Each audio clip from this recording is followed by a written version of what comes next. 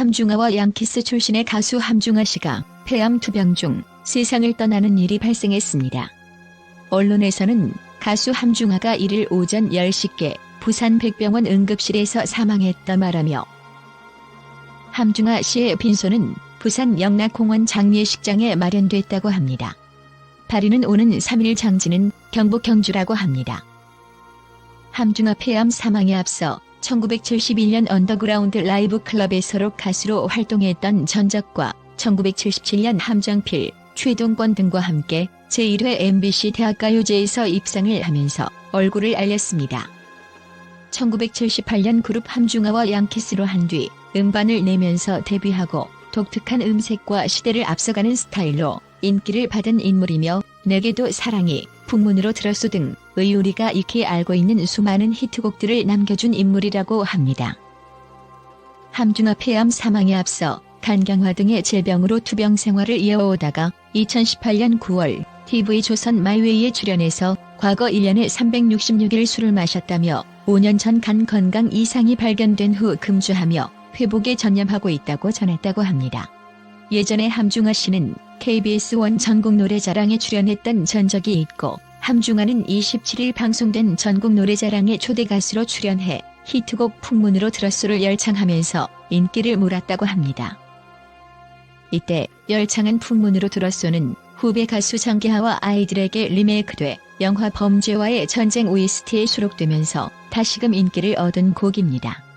함중아 폐암 사망에 앞서서 함중아 씨는 70, 80년대 대중 가수이자 박미, 인순이, 하춘화, 미 등에게 곡을 줄 정도로 뛰어난 작곡가로 활동했다고 합니다.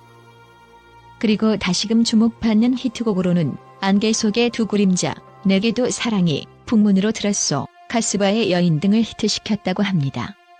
함중아 씨는 이전에도 건강이 나쁘다고 느꼈을 때는 자꾸 배에 복수가 차더라. 병원에 갔더니 간이 많이 상했다더라. 그게 한 5, 6년 됐다. 주로 야간업소에서 일을 하다 보니 일이 끝나고 허전하다. 그래서 매일 술을 마셨다. 적게 마시는 것도 아니고 폭주하듯이 수십 년을 마셨다고 말하며 건강 이상에 대해 말을 했었습니다.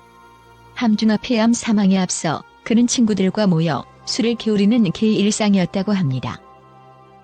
특히 고비가 풀리면 하루에 소주 30병을 기울였을 정도로 포금한 적도 많았던 그는 1년에 366일 술을 마셨을 정도라며 그 당시에 말을 주로 했습니다. 이에 함중아 씨의 건강 때문에 애가 탔던 아내 손명희 씨는 굼벵이부터 브라질 너트까지 시종 일관 남편의 건강을 위해 챙겨 먹이느라 바빴고 이런 아내에 대한 고마운 마음이 있었다고 합니다. 함중아 씨는 소시적 아내 속을 꽤나 썩였던 적이 있는데 과거 미스코리아 출신 가수 미희와의 스캔들을 전한 그는 기자들이 많이 따라다녔다. 결국엔 터지더라. 예전에는 음악 공부를 작곡가가 직접 안 가르치면 방법이 없었다. 보통 한 달 정도 연습을 해야 하기 때문에 같이 앉아서 매일 노래를 하니 정이 들더라라고 말을 하면서 어느 날 미희 씨가 전화번호를 주더라. 그래서 만나게 됐다. 나도 그때 잘 나갈 때였다고 덧붙여 말하면서 아내는 능력 있고 노래 잘하고 얼굴도 잘생겼었다. 어떤 사람이 안 좋아하겠냐. 나도 좋아해서 여기까지 왔는데라며 말을 했던 전적이 있었습니다. 함중아 씨의 아내는 바람을 많이 피웠다라고 폭로했고 함중아는 바람 피운 게 두 번 있었나. 젊었을 때는 철이 안 들어서 내가 하는 게 전부 옳고 상대방의 마음을 전혀 몰라줬었다.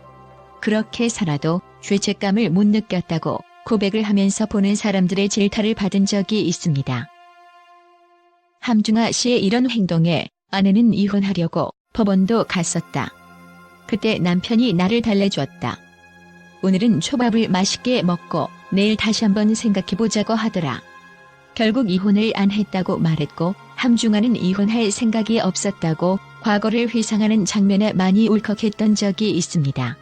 그리고 함중아 씨는 감옥살이를 했던 사연도 있는데 야간 업소를 운영하던 당시 대표직에 내 이름을 얹어놨다. 무대에서만 노래하는 게 다였는데 진짜 사장이 비매품 양주를 팔다가 걸렸다. 그래서 혼자 고생했다며 감옥에서는 하루도 못 있는다. 숨 막혀서 살기 위해 빨리 적응했다고 말하며 자신과 살면서 고생한 아내에게 아내가 애들 잘 챙기고 잘 키워줬던 것과 마음속이 끓는데도 사귀고 했던 거 다 안다며 표현을 안 하는 것뿐이지 제일 고맙다고 말을 전하면서 사람들에게 자신의 삶을 보여줬습니다.